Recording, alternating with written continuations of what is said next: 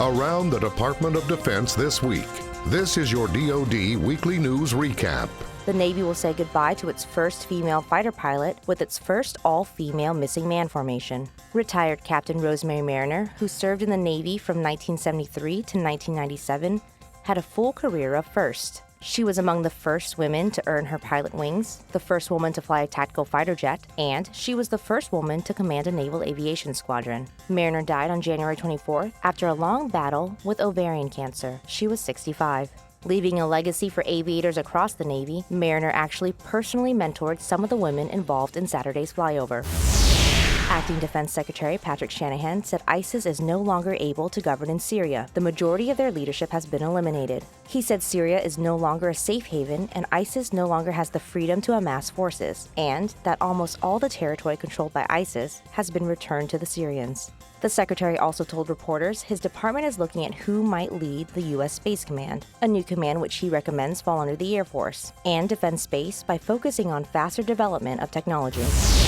Defense officials told the House Armed Services Committee that ongoing support by the military at the U.S. southern border allows Customs and Border Patrol agents to deploy where they are needed most.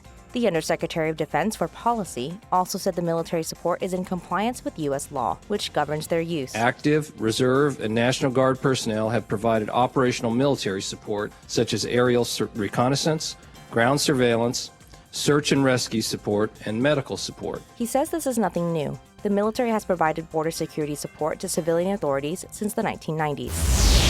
U.S. Army Reserve soldiers trained with local first responders at Homestead Miami Speedway in Florida. The soldiers participated in a simulated explosion to learn how to work with local authorities in a mass casualty situation. Command Sergeant Major Marlo Cross from the 807th Medical Command went on to say, "You look around this huge footprint and you see all these entities playing together and exercising their skill set. They feel a sense of accomplishment. And they know that, again, when there's a national emergency, they can come to the nation's needs and help resolve a problem that's pretty much out of control."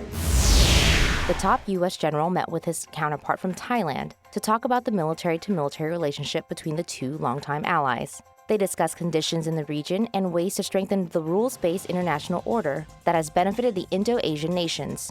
Thailand will host the annual training exercise Cobra Gold next month for the 38th time. It's the largest exercise of its kind in Asia, involving service members from 28 other nations.